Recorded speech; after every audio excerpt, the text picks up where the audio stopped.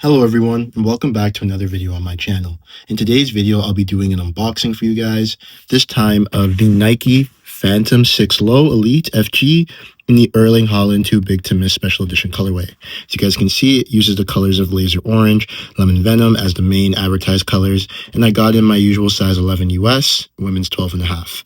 As you guys can see here, there's a sticker that says the chrome finish will wear off with use over time. Normally, you would see that on the underside of the football boot, but for some reason, it's out here.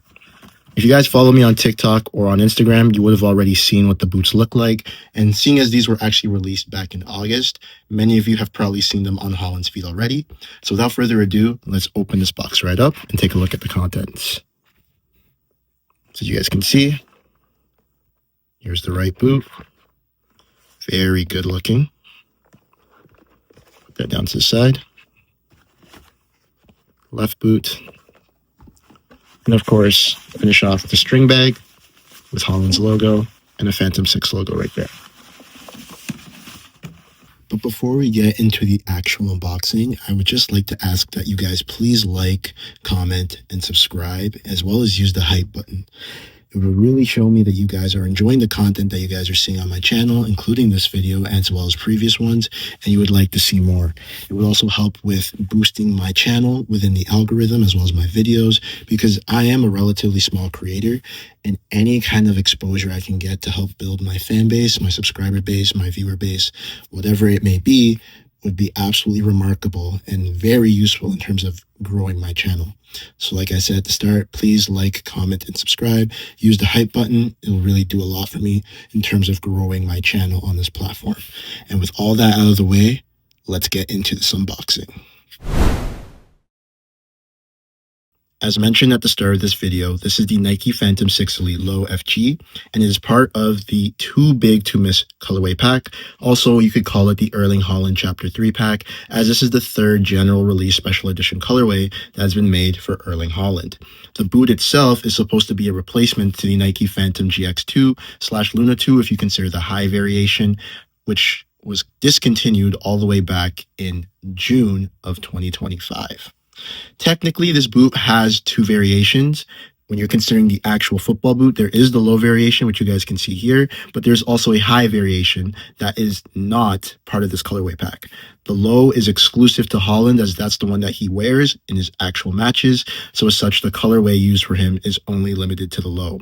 However, within this low variation, you do get an AG Pro variation, which does retail for $360 Canadian. And speaking of the price, the regular version, because this is the FG version, will retail for $340. I don't understand the discrepancy in price, especially considering that regular colorways of the Phantom 6 Elite, whether you get an AG or FG, they're both $340. I don't understand why with this special edition colorway there's a $20 increase on the AG variation, but I guess that's something that Nike wanted to premierize. I digress, not really my concern.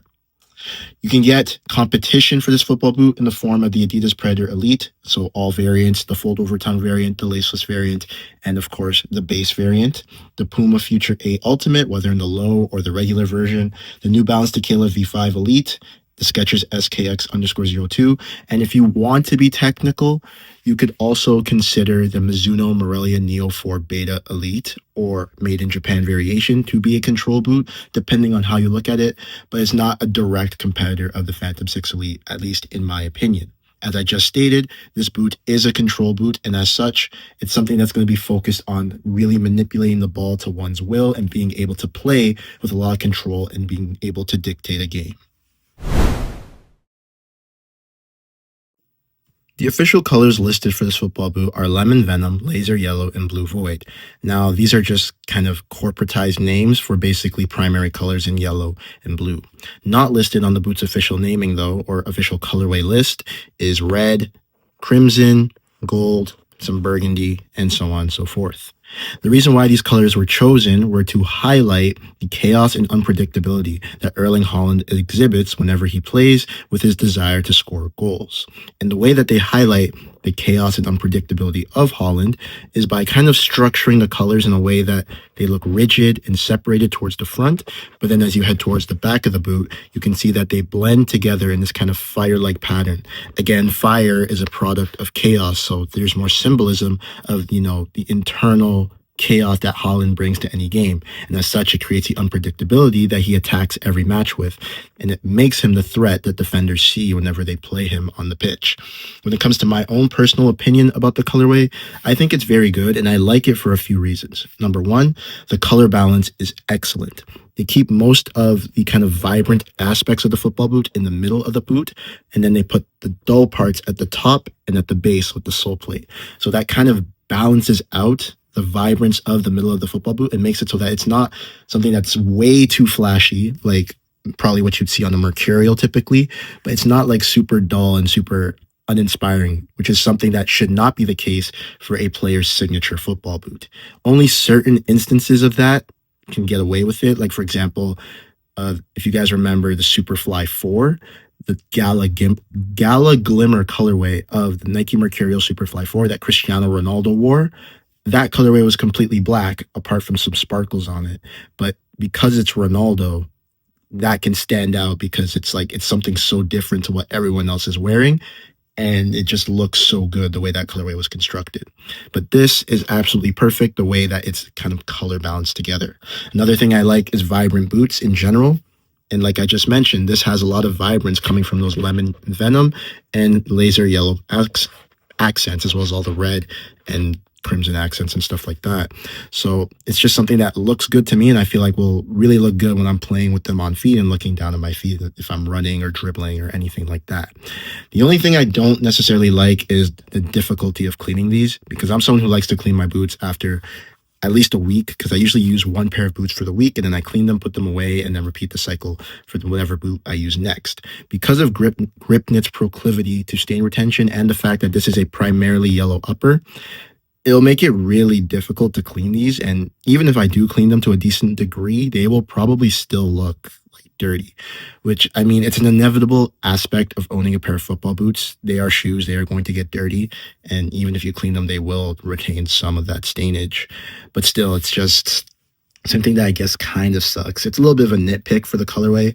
But other than that, I think it's a fantastic looking colorway and works very well for what they want to convey, given the player that these boots are designed for. Tech-wise, there's a lot to get into when it comes to this football boot, and we're going to start with the upper, of course, because that's where most of the tech changes have been made. Now, this upper is a two-piece upper construction. This is, in fact, something that isn't new, because if you guys remember the Phantom GX1, that boot also featured a two-piece upper construction with a Flyknit base and a Gripknit kind of secondary piece. On this football boot, though, the main difference is in the Gripknit. Now, if you guys remember Phantom GX1 and you also understand how Gripknit is made, Gripknit is just a piece of Flyknit that has silicone interwoven into it to create waxiness on the ball, which provides that grip that you would experience in both wet and dry conditions. Now, the issue with it is that it can be a bit much at times, especially if you're someone who doesn't use boots with grip elements, because there's so much added grip from the silicone and the waxy feeling that you can kind of trip over the ball or have issues controlling it. Or maybe if you go for a skill move, the ball won't drag or roll the way you want when you make contact with it because of how much grip you get. As such, to combat that with the GX2 and the Luna 2, technically even the Luna 1, Nike introduced these ribs across the top of the upper. But again, even though those ribs were adding some defined texture to kind of offset the grip from the Gripknit, what would happen is that the space between the Gripknit and those ridges was too wide. So the net effect was negligible of the ridges. With this variation, though, it's been completely tuned to have an even balance of ribs to regular Gripknit across the upper. And what this does is that it completely balances out the effect of the Gripknit and the ribs. You're not missing out on the effect of the waxiness from the upper, but you're also not getting too much grip from the upper to the point that it becomes detrimental when you play. And that's not to say that if you're someone who hasn't used a boot with grip elements before, that you're not going to trip over the ball while using these, because you probably will. It still takes a little bit of a learning curve. However, the learning curve is just not as high, and it's not as, I guess, visceral or volatile to your overall playing experience. So that's something that I very much like. You'll notice up here that there are red ridges intertwined with those kind of lemon venom or laser yellow upper colors. And the whole point of that is to kind of act as like a guide for where to strike the ball. If you guys are familiar with the Phantom Venom from 2019 or 2020, one of the 2 years technically, that had the precision power striking element, which is a bunch of fins that ran along the instep of the football boot to tell you exactly where to strike the ball if you want to generate the most power on your strike. And this is something similar. I guess it's a way of Nike trying to market to people that, yes, this boot is a control boot, but it can also provide you with some great striking advantages, especially if you know where to strike the ball with on the boot. So that's great. When it comes to the lacing system, as you guys can see, it's not as obvious as on previous models, but it is a laterally biased lacing system. And it's also dual lace hole setup so that you guys get a nice amount of coverage when you pull the laces tight. One thing I do like about this football boot with this lace shroud that you get from the upper construction is the sleekness that it provides, especially towards the base of the football boot. But that is another issue I have with the Phantom GX1 and, of course, the Phantom 6 now, because the laces are deep in here. Like they stop about right there. And this, as you can see, has very little mobility. So if the laces break on you, or if you want to take the laces out to clean them, good luck with that, because it's going to be extremely difficult given the way that boots are laced up to get these in and on. Honestly, I even wonder how they get the laces on these football boots when they're at the factory, because I've tried taking the laces out of my GX1s, for example, and I couldn't do it. It was just way too difficult, way too complicated. I just had to leave them in. I feel like for most people, that will be an issue that no one wants to contend with. So I could have done without the lace shroud, but again, I digress. The only other things to mention about the upper would be the fit and some extra design elements towards the rear of the football boot. So as you guys can see, actually, hold on. Let me get my Phantom GX1. So here I have the Phantom GX1. This is the Ready Pack colorway of the DF variation. Unfortunately, my Phantom Thunders, which are the low, are in my car right now. So I don't have them on hand. But as you guys can see with this football boot, you can see that the toe box is low. It has a nice taper downwards.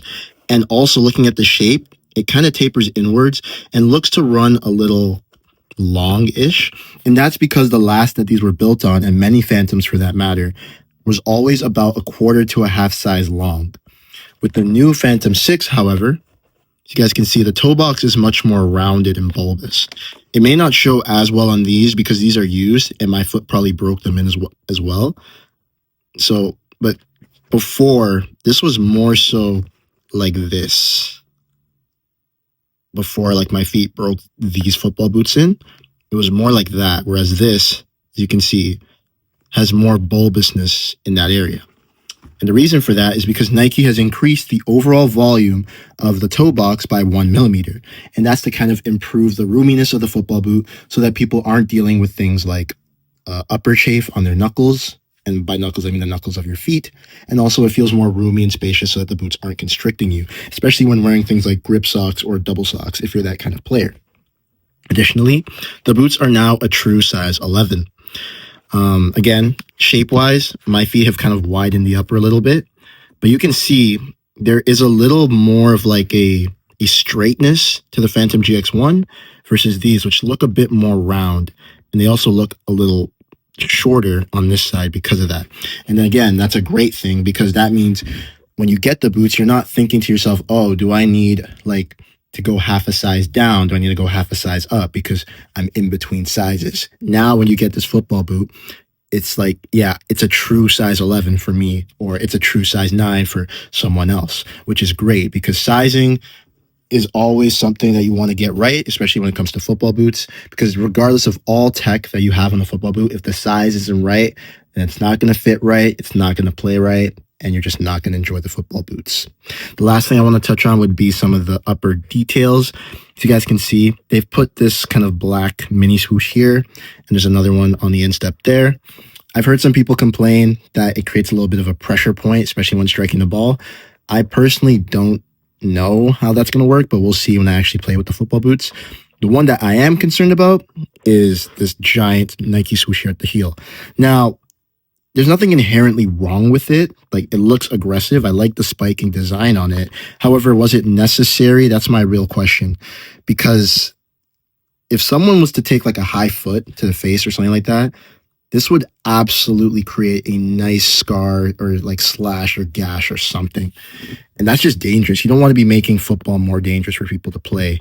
And football boots should be the last thing to kind of endorse that, if that makes sense. So that's why I'm like, I don't know what Nike was thinking with this design element, but hey, I digress. If Nike thinks it's worth it to add, then who am I to question Nike's design features?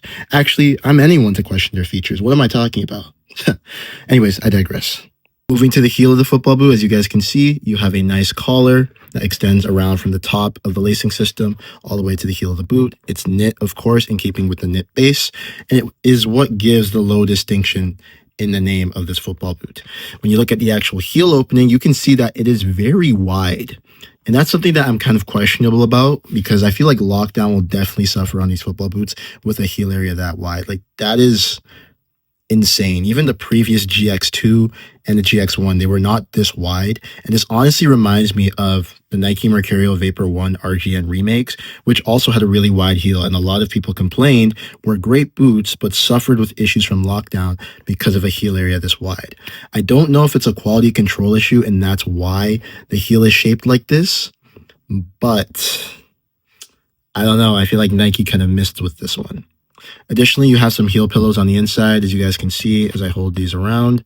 And those heel pillows are going to grab your heel and create some cushion to make sure that you feel supported, but also comfortable in the heel when you're playing in these football boots. When it comes to the actual heel counter of the football boots, it's an internal plastic heel counter, and it features that same kind of pro issue tech where the lower half is the actual solid part, and then the upper half can condense in or push in to relieve tension, or I wouldn't say tension, but more so pressure and kind of hardness around the edge of your Achilles tendon, which can obviously lead to blisters. That's not to say that you still can't get blisters with using this heel construction, because on my Mercurial Vapor 16 Elites in the electric pack colorway, I get a lot of heel chafing, especially on my left foot. I don't know why, because it doesn't happen with any of my other boots that use this heel construction, but it is something that I noticed, and it is something that is honestly pretty annoying. So that's just something I want to mention. And the only other thing to really mention with the heel is, well, there's actually two things. The seam is off-centered again to help relieve that pressure that you would get with the heel tab or the heel seam running against your Achilles tendon. And then there's this design element that Nike has decided to go with, where, like, I don't understand. If someone gets like kicked in the leg, or like they get hit in the face by the heel of your boot and it's moving at considerable speed, this is solid. Like, it's a nice ridge. Each one has a nice ridge. So again, it's just a risk of injury that I don't understand why Nike would implement it. I don't think it's necessary to have these design details on the football boot, but I don't know. I guess Nike really wanted to hone in on the aggressiveness and the cool look of the football boots, and I guess this is what they thought would work. But personally, I feel like they could have done without it. And of course, to mention some details in the heel, you guys can see that color fade that we mentioned in the Colourway review. You can see this is Erling Haaland's new logo. Can't remember what his old one was. If I can find it, I will put it up on screen. But yeah, it's just like a kind of cyclone / hurricane to kind of highlight that he's a force to be reckoned with, basically. So that's it for the heel area. Finishing off with the outsole of the football boots, as you guys can see, there's a lot going on here. Nike has clearly revamped it, because with a lot of feedback that they got from the Phantom Luna 1 and GX2 / Luna 2 outsole, many people were very dissatisfied with how they performed. A lot of people said that the outsole was very flexible, not very responsive, and just not very comfortable to wear underfoot. So what Nike has gone and done is they've retooled the plastic. I believe it's just a nylon chassis for the outsole, but they've put like a new stiffener bar through the center, which is a lot thicker and a lot more rigid. And based on what I can see, I go like this.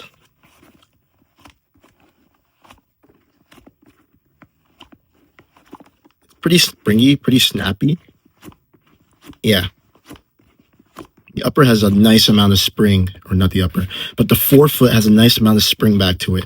So it's definitely a lot more responsive than what you got on those previous models. And when it comes to the midfoot,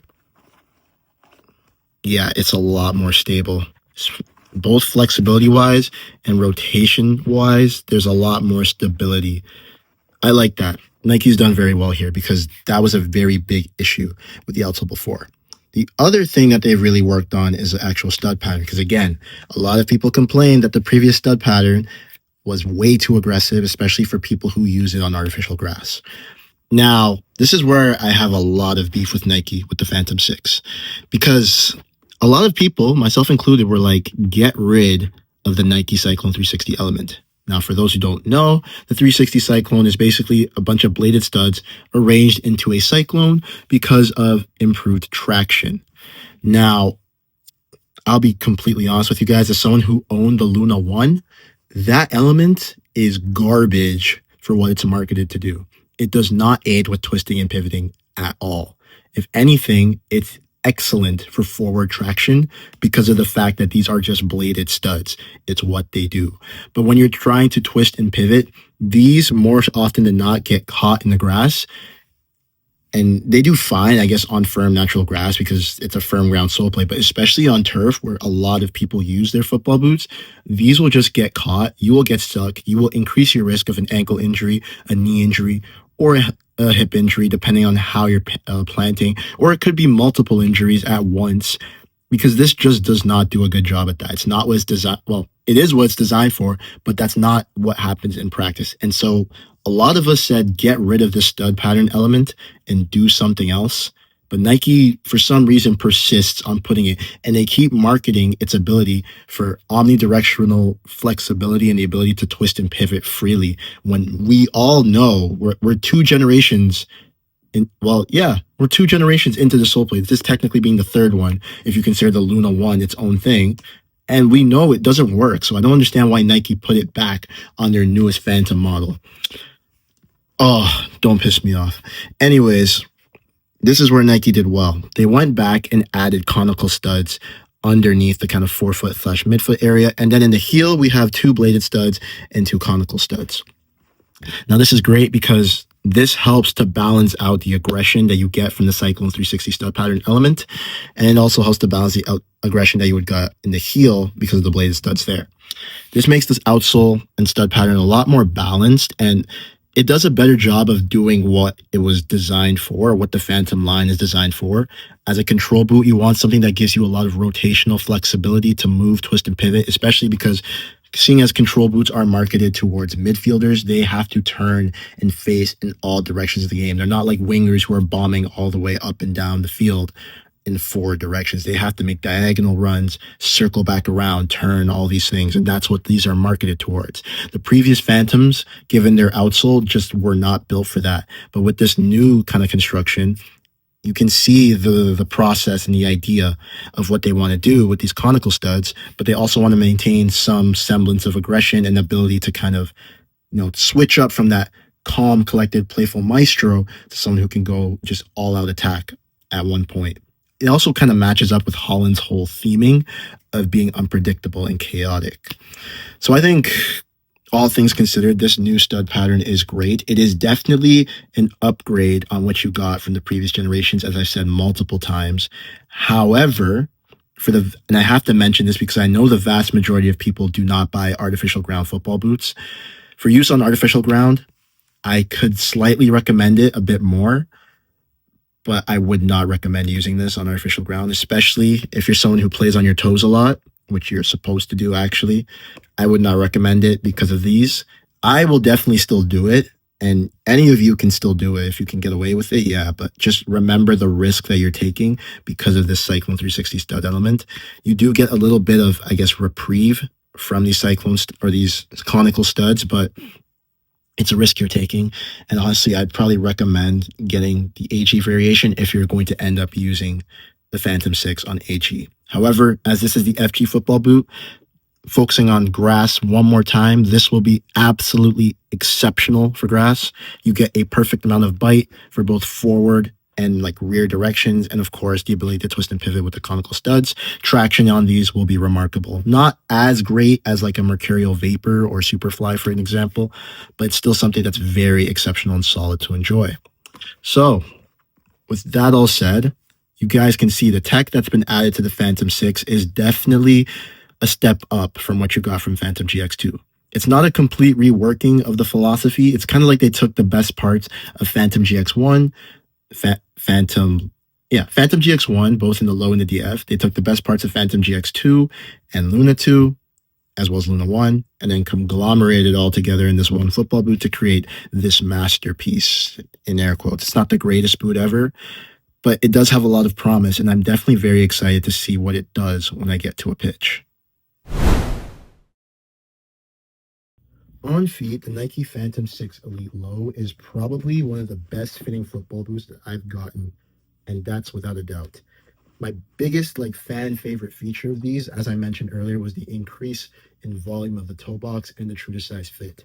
I'm someone who prefers my football boots to be right up to my toes because I don't like having any real dead space. But I also want my toes to have the freedom to move around, wriggle, and kind of splay inside the football boot, which is something that you wouldn't have gotten from the previous Phantom GX1 and even GX2, as well as Luna 2 and even Luna 1, because number one, they didn't have that extra millimeter of volume, and number two, the toe box had a little bit of a half size, so there was that dead space in this frontal area, and with that taper down with the upper, it caused the knuckles of one's foot to be too close to the roof of the upper, which if you're not playing with the right socks, you would probably get a lot of heel slide, or I guess insole slide, which would lead to chafing on the knuckles of your foot, which is not great. It's really painful.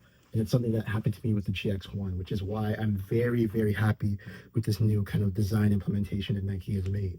When it comes to the actual fitting of the boot, as I mentioned, it is the widest boot that Nike offers, which is absolutely fantastic because wide-footed players like us, we need something that's going to be great for us right out of the box, not going to take any time to break in, or maybe, force us to be constricted because we like the boots so much. When it comes to me, the widest parts of my feet are in the midfoot, and this basically wraps through it perfectly. There is no hot spot or anything like that on the lateral and medial aspects of my foot, which is absolutely great. I really can't complain.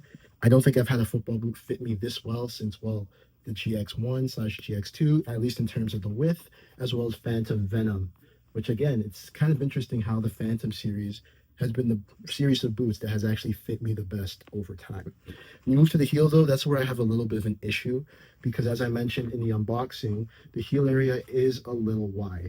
Well, not even just a little, it is pretty wide. And you can kind of notice that, there is some dead space, at least for me, on the medial aspect of my ankle. I can stick my whole finger in there. On the lateral aspect, it's not as bad, but it's still kind of noticeable. So that's something I don't really enjoy. You can kind of get away with it, when I'm stepping in place, I'm getting minor heel slide, so it's not anything severe like what you got on the Vapor One Regen, for example, where you're okay, I need to wear grip socks with this, I need to wear the runner's loop, which in fact I wouldn't even recommend doing because with a dual lace hole setup football boot, it's a lot more difficult to pull off that kind of lacing pattern. But I guess to each their own. If it's what you want to do, you can go for it. But again, I just don't think that the way these heel fits you, it's not really necessary, and that's probably the best thing, the bottom line, I suppose. When it comes to the sole plate and stud pattern, the sole plate is a lot better than what you got from GX1, GX2, Luna 1, Luna 2. It's a lot more stable and a lot more responsive in the forefoot, at least for me. It feels a little bit more snappy. But that also could be just because my GX1s are a little more worn out.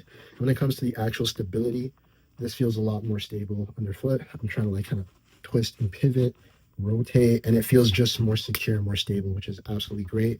Lovely feeling to have. When it comes to the stud pattern, of course, you have the Cyclone 360 stud element, which is going to give you a lot of bite and traction. Great for firm natural grass, but not best for artificial grass. You can get away with it, but it is what it is. But what I do really like is the addition of those conical studs, because when I'm trying to twist and pivot using the back or middle of my foot, it moves a lot better than what you would do with the GX1/Luna 1 sole plates, because technically it's the same thing carried over. So I think Nike has done a really good job in terms of making this boot a nice upgrade to all of its predecessors, and it definitely feels like something that a lot of players will be able to enjoy, especially if you're on the wide-footed side. Just to end off, I'm really going to just touch on the colorway, and as you guys can see with the flash, it looks phenomenal. It does a good job of letting you know whose boots these are because of how bright and vibrant they are, and especially when you watch Erling Haaland play on TV, you can see how well they stand out. The flash I have on my camera is doing it a lot of justice right now. It looks beautiful. if I'm being honest. And, that's what you want from a football boot. It's supposed to let you know who's using them, who's on the pitch, and what they're about to do. So, yeah, well done, Nike. They've done a fantastic job in putting together this Phantom 6 Elite Low. So that's it for my unboxing of the Nike Phantom 6 Elite FG. Just to recap on what I think about the football boots, I think Nike has done a great job of kind of taking the best pieces of the previous Phantom GX models and the previous Luna models and kind of melding them together to create this football boot. Because especially with the Phantom GX2 and Luna 2, I feel like there was a lot of missed potential in terms of both how the upper was constructed and how the sole plate was reused. With this new football boot, I like this new grip knit upper that you get with more of a balance in terms of the grip knit and then raised texture grip that you're supposed to get. And I also like how with the outsole, it's a lot more stable and a lot more responsive while also providing you more versatility in terms of the studs that you get. It makes it a lot more accommodating for new players who want to get into the Phantom series. And I think that by incorporating some previous design cues that you got from Phantom GX1, for example, like the lace shroud, you're definitely gonna bring back some of the hype that you lost with the Phantom GX2 and Luna 2.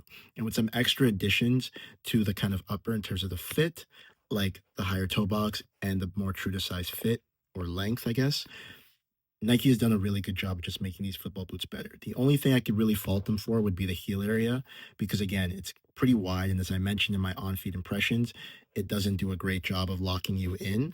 But I guess maybe if you go for the DF variation, there might be some differences in that. But that remains to be seen. And of course, looking at the actual colorway, like I mentioned, I think it's a very fantastic looking colorway. Definitely very representative of Erling Haaland himself. Nike did a solid job with these, just to be kind of blunt, I guess. With that all out of the way, I'd like to thank you guys for watching this unboxing video. I really appreciate any views, any likes, any comments, and any subscriptions I get from you guys. It shows me, like I said earlier, that you guys enjoy the content, you want to see more, and it means a lot to me because I love creating content for you guys. It's just such an honor. It's such a joy to, show you all this stuff, show you my knowledge about the boots, and just interact with you guys about something that we're all passionate about, football boots and just footy culture in general. Stay tuned as I have more videos coming, more unboxings, more training sessions, footy talks as well. Lots of stuff coming your way. Stay tuned, of course. Thank you guys so much for watching, and I'll see you all in my next video. Take care, everyone.